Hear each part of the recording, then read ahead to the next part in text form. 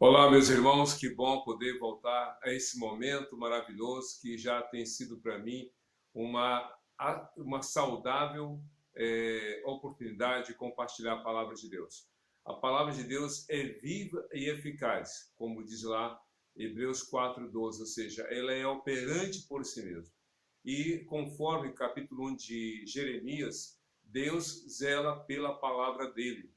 E Jesus falou em Mateus 24:35 que os céus e a terra vão passar, mas as suas palavras jamais passarão. Então, o que temos aqui compartilhado ao longo desse tempo é tão somente a palavra de Deus. E eu acho maravilhoso o que a Bíblia fala nos Salmos. Quantas pessoas não têm parado para refletir sobre os Salmos? Alguns, de forma muito poética e de forma muito espiritual também, dizem orando os Salmos. É interessante como elas falam isso. Vamos orar os Salmos? O que ela quis dizer, o que elas querem dizer, é que através dos Salmos elas falam com Deus.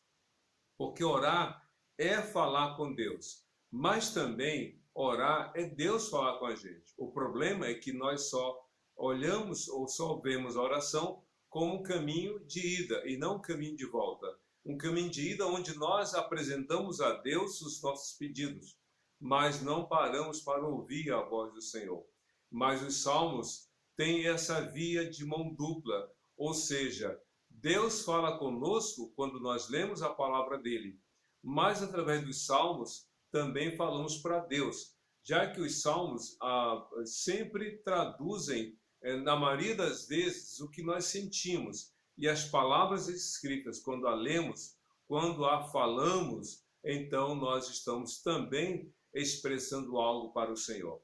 O Salmo 14 é uma oração em forma de canção, como todos os outros salmos, como canções em forma de oração. Mas a questão toda é que ele faz uma pergunta muito intrigante. Salmo número 15, corrigindo aqui, o Salmo 15 assim: Senhor, quem habitará no teu santuário? Quem poderá no teu santo monte? Olha só que pergunta intrigante. Senhor, quem habitará no teu santuário? Quem poderá morar no teu santo monte?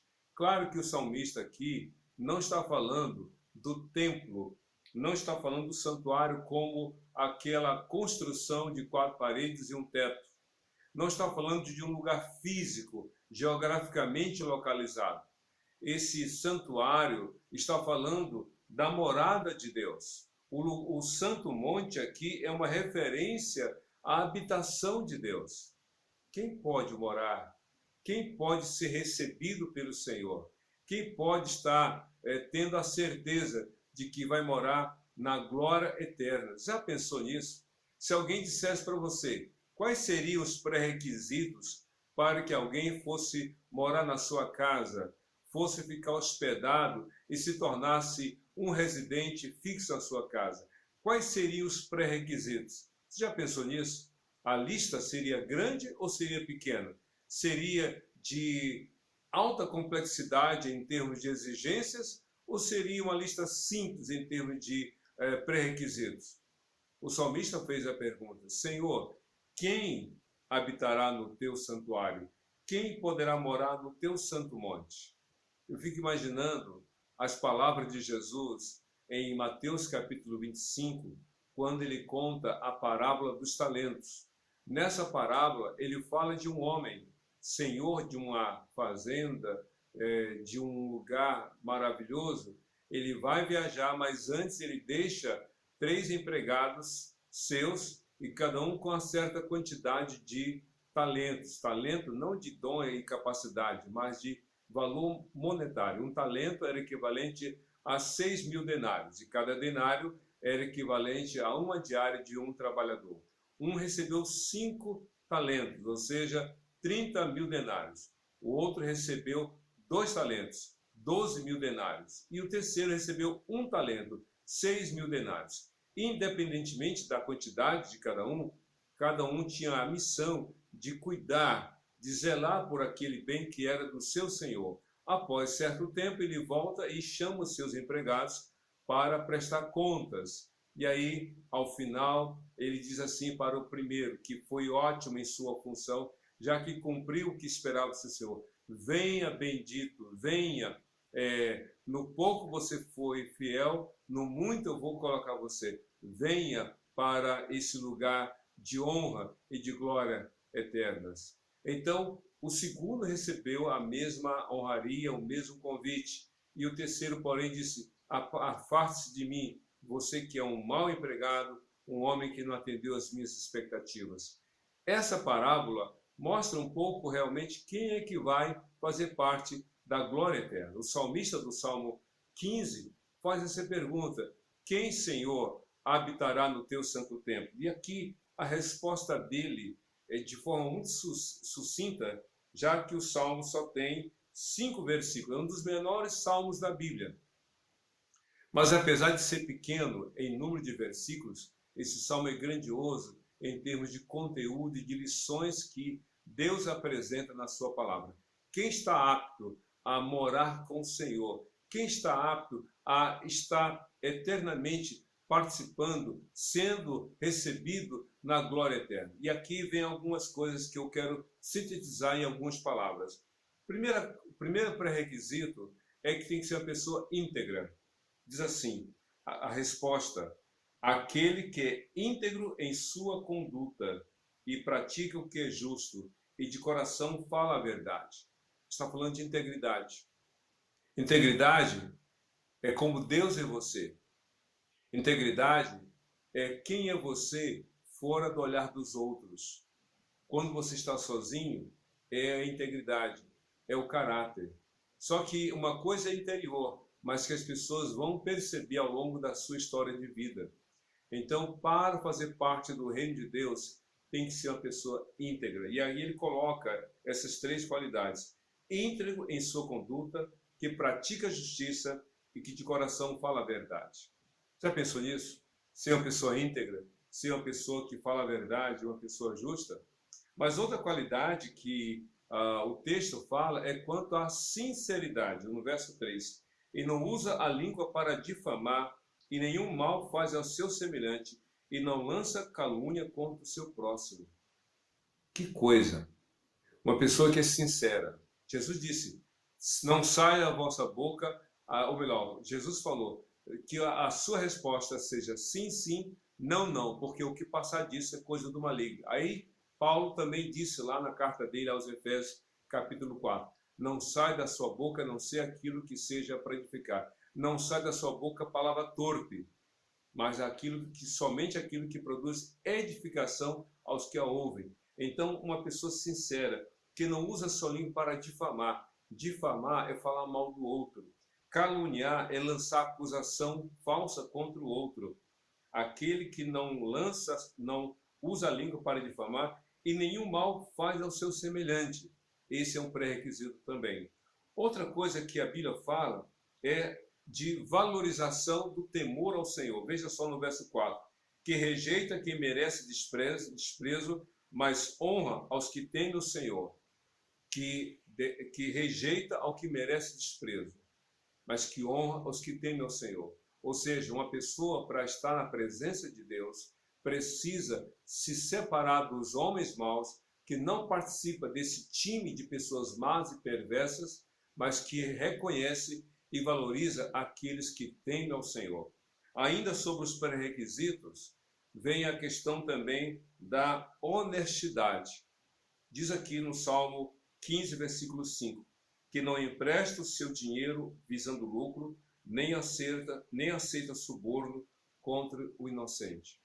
Aquele que não empresta o seu dinheiro visando lucro. Aquele que explora o necessitado, que sabe que ele está precisando, e aí empresta, mas que exige a roupa, a cama, a casa e o bem do outro para que a dívida seja paga, independente do sofrimento do outro.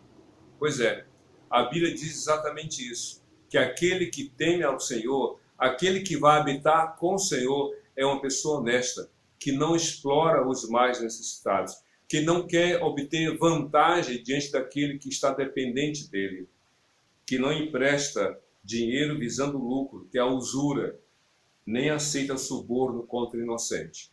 Aqui está falando daquele que julga. Julgar significa dizer o quê? aquele tem o direito ou que tem a responsabilidade de dar uma sentença para aquele que vai pleitear suas causas.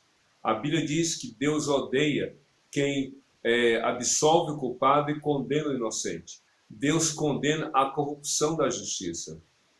E só pode habitar no reino de Deus, só pode morar com o Senhor eterno, aquele que realmente é honesto em suas atitudes. E aí o Salmo termina com uma frase que aparentemente nada tem a ver com a pergunta feita lá no início. No início a pergunta é: quem habitará no teu santuário? Quem poderá morar no teu santo monte? E aí a resposta no final é a seguinte: quem assim procede nunca será abalado.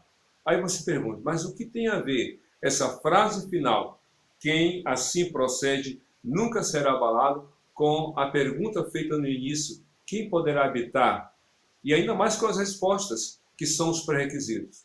Eu creio que o salmista tinha em mente, é uma suposição minha, de que uma coisa é a preocupação quanto ao futuro, outra coisa é a vida aqui no presente. Não adianta você querer algo melhor no futuro se sua prática não é na mesma direção. Se você quer viver com Deus na glória eterna, você tem que começar aqui neste mundo. E o salmista diz: quem vive de acordo com essas orientações, quem é íntegro, quem é sincero, quem não usa sua língua para difamar, para caluniar, quem não faz mal ao próximo, quem rejeita quem que merece desprezo, mas que honra os que tem no Senhor, quem não empresta com usura, com juros absurdos, quem não aceita suborno contra o inocente, vive em paz. Essa é a primeira palavra que eu tenho a dizer para você. Quer viver em paz? Então, realmente, viva de acordo com a palavra de Deus. Mas a segunda palavra que eu tenho a dizer para você é uma palavra seguinte: o que a Bíblia falou aqui, quanto a quem vai habitar no reino de Deus, quem vai morar com o Senhor, eu quero dizer para você o seguinte: você não vai conseguir por si mesmo. Você não vai conseguir através dos seus esforços. Você não vai conseguir atender aos pré-requisitos de acordo com a sua vontade, com o seu desejo. Para passar num concurso tem que estudar muito, não é isso? Para conseguir atingir certa meta tem muito esforço, tem que se dedicar. Mas aqui não. Você só vai conseguir se submeter, se sujeitar, se você se render ao Senhor. Zaqueu era um homem que estava preocupado com a vida eterna. E então ele busca Jesus, ele se rende a Jesus e ao final ele fala assim: Senhor, se eu defraudei alguém, eu quero devolver 4 vezes mais. E eu vou pegar todos os meus bens, metade deles vou vender e dar aos pobres. É isso que a Bíblia está dizendo. Você sozinho não vai conseguir. Você só vai ter condições de estar com Deus, de morar na glória eterna com o Senhor, se você se render a Jesus. Porque só em Jesus você vai ter um novo coração, uma nova vida, um novo viver e com a garantia de estar com Ele na glória eterna. É isso que a palavra de Deus. Renda-se ao Senhor, deixe Ele mudar o seu coração e você mesmo vai dizer para os outros que alcançou, que recebeu a resposta dada pela palavra de Deus. Que Deus te abençoe, que você viva neste mundo com a convicção de que vai estar com o Senhor na glória eterna em Cristo Jesus, Senhor e Salvador de todo aquele que nele crê, hoje e sempre. Amém.